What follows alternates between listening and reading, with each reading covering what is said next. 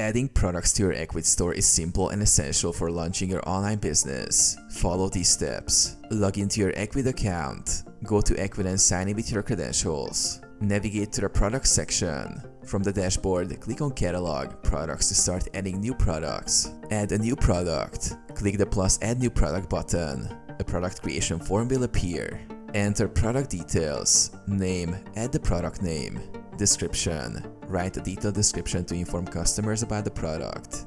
Price. Set the product price. You can also offer discounts. SKU. Enter a stock keeping unit for tracking purposes. Upload product images. Click Add images to upload photos of the product. Ensure high quality images are used to attract buyers. Configure stock and shipping. Set inventory levels to manage stock. Configure weight and shipping options if necessary. Assign categories. Group similar products into categories for easier navigation. Save the product. Once everything is ready, click Save. The product will now appear in your store.